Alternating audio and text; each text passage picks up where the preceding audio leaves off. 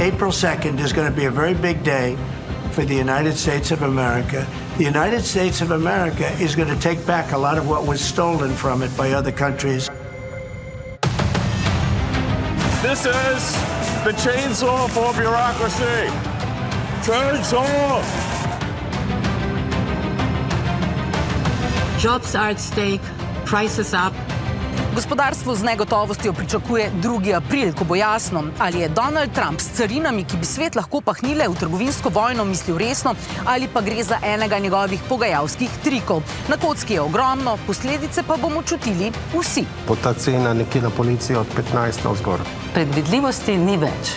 Stroške tega bomo pa nosili vsi skupaj. Denarja pa je v Ameriki dovolj. Oni so kot mafijski šefi, ki ponujajo zaščito in varnost.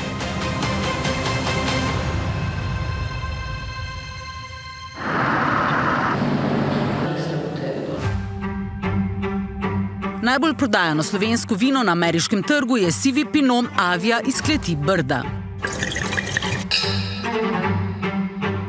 Je drugačen. Se strinjam. Res. Prihodnji mesec bi se lahko v Ameriki, kjer prodajo od 10 do 13% vsega svojega vina, krepko podražilo. Ameriški predsednik Donald Trump namreč grozi z 200% carinami na evropska vina in druge pijače. Policiji je zdaj trenutna cena tega vina nekje med 8,99 pa 9,99. Dolarjev to, ne? Dolarjev. Tako. In ob morebitnih 200% carinah, Potem se pogovarjamo, da bo ta cena nekje na policiji od 15 navzgor. kar pomeni, da ciljna skupina kupcev po njem verjetno ne bo več posegala. Letno sicer samo Avije v ZDA prodajo okoli 500 000 litrov. Ker je to vino prilagojeno ameriškemu okusu, ga ne morejo enostavno prodati na drugih trgih. Vina so prilagojena namensko. Upad prodaje na ameriškem trgu pa lahko zanje v najbolj skrajnem primeru pomeni tudi to, da bi morali odpuščati. Grožnja je, ampak si zaradi tega delamo in probamo poiskati tudi nove trge.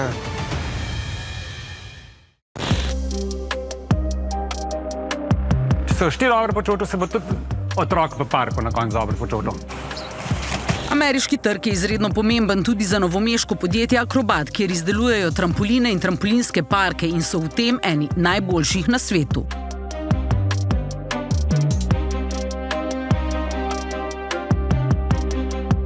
Izdelujejo tudi trampoline za domačo uporabo, ki ga imata doma med drugimi tudi pevka Pink in celo Elon Musk. Ko govorimo o ameriškem trgu, je najpomembnejši sam izdelek, pravi lastnik in direktor podjetja Acrobat Primož Staniša. Naša naloga je v prvi vrsti to, da naredimo nekaj, kar Američani hočejo. Se pravi, če imamo mi izdelek drugačen, ker ga noben drug ne ponudi, bojo to plačali. Denarja pa je v Ameriki dovolj. Ko so v stikih s svojimi ameriškimi strankami, se radi pohvalijo, da so iz domovine ameriške prve dame Melanie Trump. Seveda se moramo s tem pohvaliti, s tem nekako sebe pozicioniramo. Zaradi Melanie zagotovo več potencialnih poslovnih partnerjev v ZDA ve, da Slovenija sploh obstaja, morda tudi kje je. Najverjetneje pa zaradi prve dame nihče ne more računati, da bi bili ukrepi do Slovenije bolj prizanesljivi, četudi je bil njen oče, ki ga tudi vse večkrat vidimo ob ameriškem predsedniku, poslovnež. Are you able to tell him when you disagree? I gave him my advice, and sometimes he listens, sometimes he doesn't, and that's okay. Iz prvih carin so bili Acrobatovi produkti izvzeti. Tudi napovedane recipročne carine jih načeloma ne bi smele zadeti, pravi prav tako lastnica in direktorica Acrobata Mateja Penca Staniša. Načeloma, že če ostanemo na istem, bo to v redu. Razen seveda, če bo ta DDV, ki ga tudi omenjajo kot del nekih carin, potem pa seveda ne bo produkta v Evropi, ki ne bi bil zelo močno obdavčen. In ravno to je zaskrbljujoče. Trumpov izvršni ukaz o carinah je namreč veliko širši. Ne gre le za carine, opozarja profesor Mojmir Mrak. Za povračilne ukrepe naj bi med drugim gledali tudi tečajne politike posameznih držav in davek na dodano vrednost. Gre za jasen dokaz tega, da to, kar smo se 40 let pogovarjali, dogovarjali in kjer je Amerika imela tudi zelo močno vlogo pri tem kreiranju globalnega trgovinskega reda, se zdaj enostransko, tako bi rekel, na veliko ne samo pušča, ampak gre direktno proti temu. Ne. Stroške tega bomo pa nosili vsi skupaj. Ne. Če bodo te carine res uvedene, bo tudi slovenska gospodarska rast nižja, so že napovedali tudi v Uradu za makroekonomske analize in razvoj. Čim bo pa gospodarska rast nižja, pomeni manj prihodkov, ne, pomeni manj, vemo, kaj to pomeni za javne finance in seveda bomo to potem tudi mi čutili. Ne. Če bodo šli ti ukrepi bolj agresivno proti naprimer avtomobilski industriji, bi to imelo posledice tudi za slovenska podjetja, ki so del dobavnih verig v tej industriji. V najslabšem primeru tudi odpuščanja. Posredno nas bo to zelo prizadelo. Ne. Podobno velja tudi za farmacevtsko industrijo, tako da, ja, absolutno lahko to pomeni tudi za nas kar resne probleme. America first. Združene države gredo v izolacionizem, vendar pa bodo posledice čutili tudi ameriški potrošniki, ne le evropski. Do kakšnih absurdov lahko pride, kaže kriza z jajci, ki pretresa ZDA. Cena jajc je skokovito zrasla zaradi številnih izbruhov ptičje gripe v ZDA. V New Yorku je zato ceneje kupiti sendvič z rastlinskim nadomestkom kot s pravimi jajci. Še pred letom in pol je ducat jajc v povprečju v ZDA stal slaba 2 evra. Februarja letos pa skoraj 6 evrov. In tudi na jajcih je Trump gradil svojo kampanjo, češ, da bodo cenejša. Zdaj pa mora njegova administracija za uvoz jajc prositi tudi države, ki jim grozi. Naprimer Dansko, ki želi prevzeti Grenlandijo. I think Greenland's going to be something that maybe is in our future. Poleg ozemeljskih teženj so ene od kontroverznih namer predsednika Trumpa tudi množične deportacije priseljencev, kar bi lahko onemogočilo njegove ekonomske načrte. We're going to be getting back a lot of the wealth that we so foolishly gave up to other countries, including friend and foe. Ta ideja je precej nerealna, meni profesor Mrak. Podobno tudi ameriški finančni komentatorji, ki se sprašujejo, ali bodo vsi Američani postali vegani. Logika tega je bila, ne, ameriški kmetijski sektor živi od ljudi, ki so neameričani, se pravi od imigrantov. Ne. Zdaj to, kar govori o tem, da bo ljudi vse ven poslal, ne, to pol ni alternativa, da bodo te stvari pol delali Američani, ker Američani tega ne bodo delali. Prav jajca kažejo na to, kako nevzdržne lahko postanejo razmere, če se stvari ne umirijo, pravi predsednica Ameriške gospodarske zbornice v Sloveniji Ajša Vodnik. To dejansko je simbol v smislu tega, kaj lahko na čisto osnovnih živilih, ki jih vsi potrebujemo, se zgodi. Evropa in ZDA nista samo pogovorno največji trgovinski in investicijski partnerici. Skupaj predstavljata tretjino svetovnega bruto domačega proizvoda. Več kot 60% globalnih naložb v ZDA je iz Evrope in več kot 50% naložb v Evropi je ameriških. Tudi če se jutri odločimo, da se ne gremo več, je 16 milijonov delovnih mest odvisno od te povezave. Neposredno, posredno pa še toliko več. In to je nekaj, kar bi si vsak poslovnež želel zaščititi. Na koncu je tudi predsednik Trump gospodarstvenik ali pa poslovnež, ki pa se pogaja zelo na nek svoj način, tako da je po mojem nam ta način tuj, meni zagotovo. Vprašanje pa je, da če se druge strani poskušajo pogajati na enak način, kaj se potem zgodi. President is negotiating strategically, so stop with the rhetoric, okay? Just stop that crap. But he does seem to be changing his mind all the time. Stop that crap. Nivo komunikacije pada tudi na najvišjih ravneh. Zdi se, da je svet iz dneva v dan bolj brutalen. Na vseh celinah se pojavljajo novi tipi voditeljev, kakršen je Trump. Filozof dr. Peter Klepec govori o utrganih gospodarjih, ki so radikalno drugačni tudi od dosedanjih populistov. Ti gospodarji so odbiti, so odštekani, ne, so rahlo ubrisani.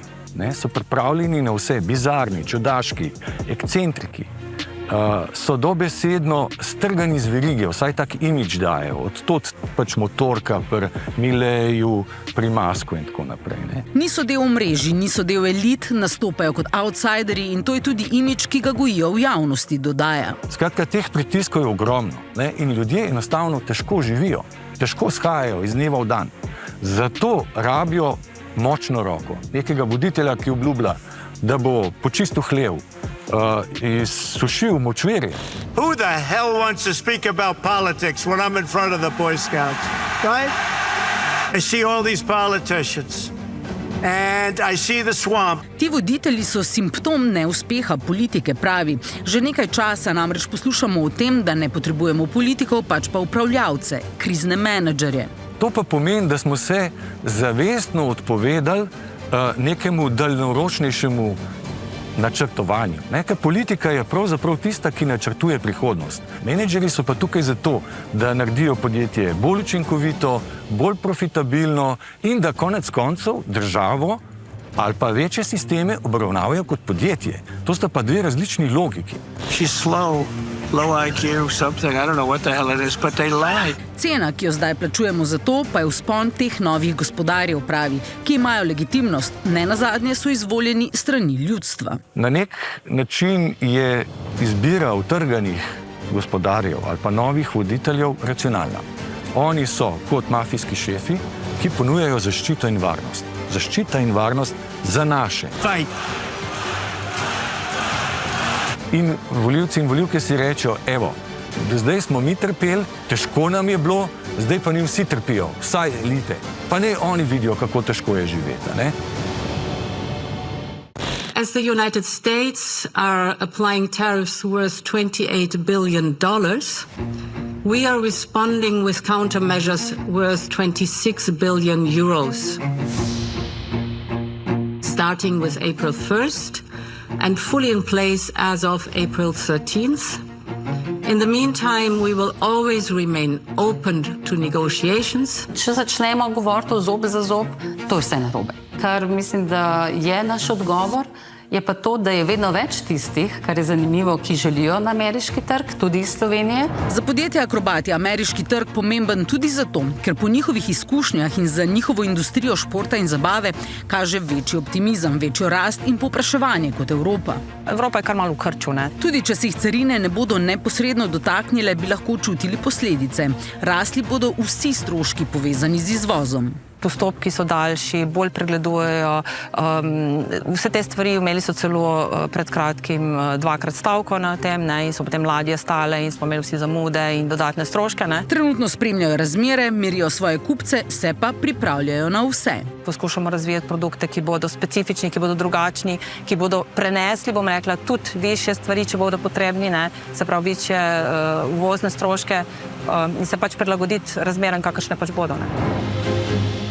Tudi v kleti Brda imajo podobno filozofijo. Probati dvigati nivo naših vin, se pravi premiumizacija. Po domače, ideja je, da tistih ameriških kupcev, ki lahko dajo več denarja za bolj izbrano vino, podražitev ne bo tako prizadela, da bi jih odvrnila od nakupa. Kaj drugega pa ne morejo storiti. Moramo se zavedati, da je Amerika četrti največji proizvajalec vina na svetu. In tle mi z našimi vini v bistvu mi že tako nekako odžiramo njihov market share, zdaj da bi se šli pa neke vojne. S carinami so ZDA in posledično tudi Evropa grozili že v prvem Trumpovem mandatu, a je tokrat drugače. Tokrat je pa pripeljal s sabo ekipo, da rečem tako, lojalistov, tistih, ki so dejansko njemu zvesti. Ne? In zato tudi vidimo, ne? Gre tudi od začetka bistveno bolj agresivno, kot je šel.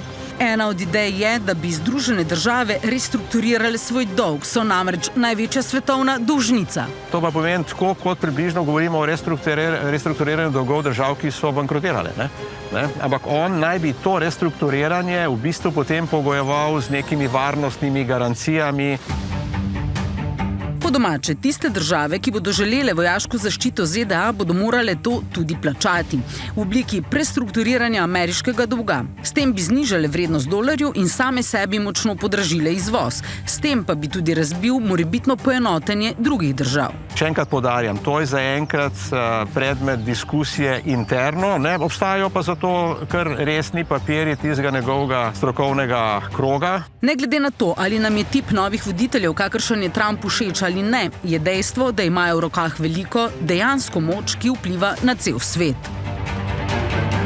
Zdaj je ta svet odkrito brutalen. Čeprav je stvar zelo črna, sam trenutno pišem knjigo Vzdušje nočne more, to ne pomeni, da je vse izgubljeno. Nasprotno, izogibati se moramo lažnih rešitev. Ni Amerika samo Trump, Kakor tudi Evropa niso samo evropski voditelji. Vedno verjamem, da bo prisluhnil tudi gospodarstvenikom, ki že opozarjajo, da je Amerika na robu recesije.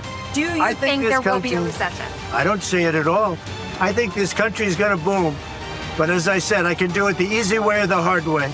The hard way to do it is exactly what I'm doing, but the results are going to be 20 times greater. Mr. President, you asked... And remember, Trump is always right.